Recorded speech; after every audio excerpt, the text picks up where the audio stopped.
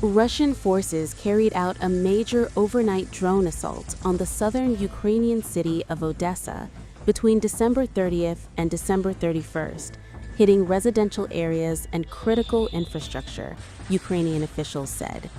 The attack, that took place ahead of New Year's, left parts of the city without heat, electricity, and water, as emergency crews raced to contain fires and rescue residents trapped in damaged buildings.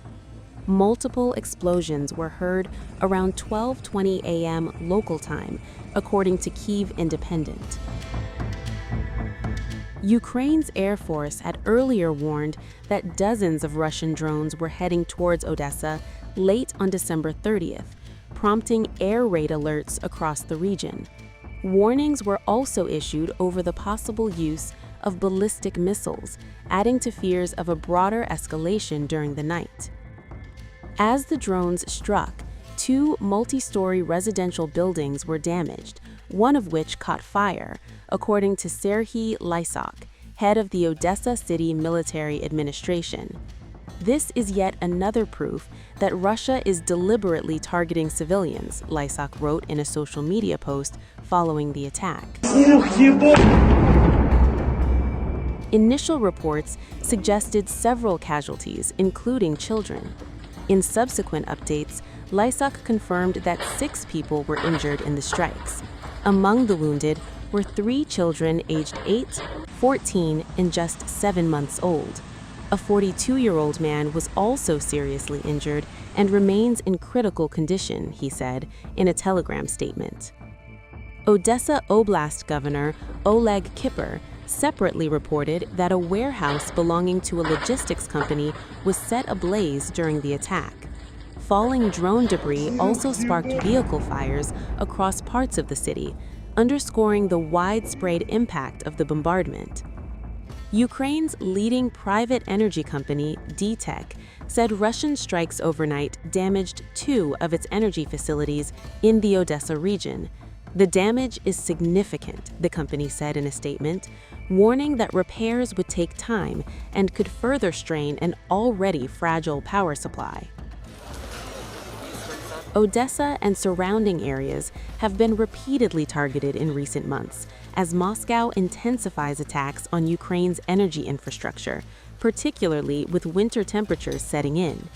Ukraine's energy ministry said on December 30th that power outages in Odessa Oblast since October were directly linked to Russian strikes, making rolling blackouts increasingly unpredictable.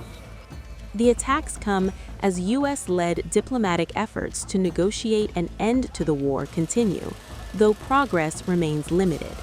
Despite multiple rounds of talks, peace efforts have stalled amid what Ukrainian officials describe as Moscow's refusal to compromise on its demands.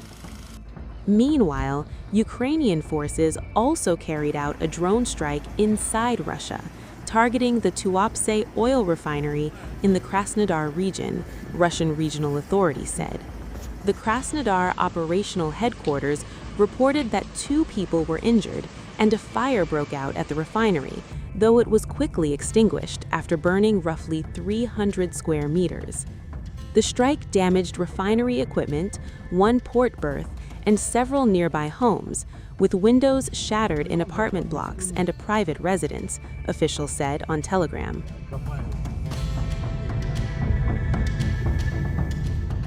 Tuapse, located on Russia's Black Sea coast, about 350 kilometers from Ukrainian-held territory, is a key hub for Russian oil exports.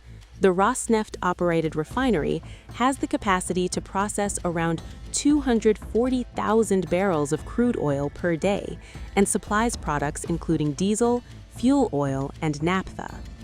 Russian authorities did not disclose whether refinery operations were halted or the full extent of the damage, but the incident highlights Ukraine's growing ability to strike strategic energy targets deep inside Russian territory. A night of drones, a warning of retaliation, and now a missile system quietly rolled into combat duty. As Moscow claims Ukraine targeted President Putin's residence, Russia signals that its response will not be diplomatic, but strategic.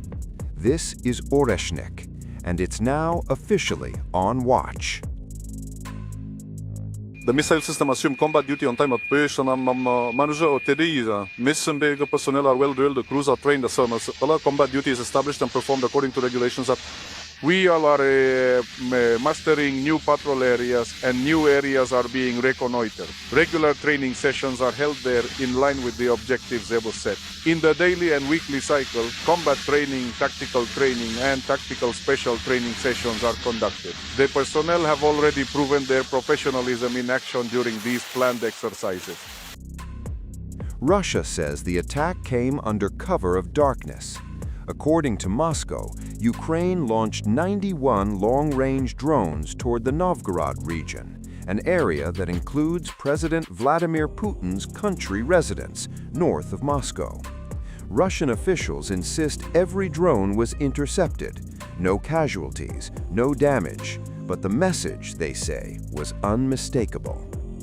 Foreign Minister Sergei Lavrov labeled the incident a terrorist attack and issued a warning that Russia's response would follow, not through talks, not through statements, but through action.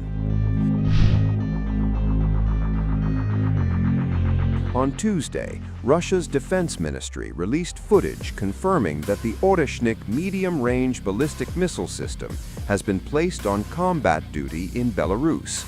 A ceremonial flag-raising marked the moment.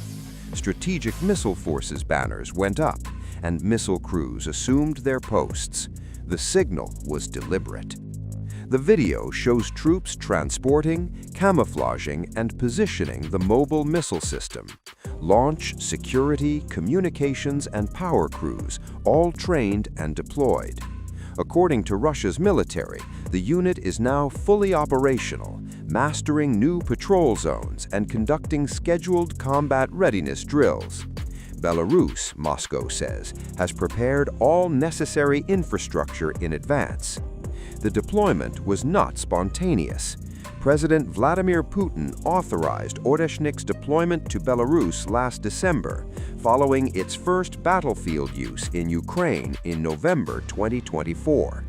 That strike, Putin said, was retaliation for NATO-backed long-range attacks inside Russia. Now, the system sits closer to NATO's eastern flank and closer to Ukraine. Belarusian President Alexander Lukashenko confirmed earlier this month that Oreshnik was entering combat duty. Minsk, Putin previously noted, would determine any potential enemy targets. The implication: deterrence or readiness. Timing is the message. Russia's announcement lands just one day after the alleged drone barrage toward President Putin's residence, an incident Moscow casts as a direct strike at its leadership. Lavrov's warning left no room for ambiguity. Russia will respond, not with diplomacy, with posture. Oreshnik's deployment turns words into readiness.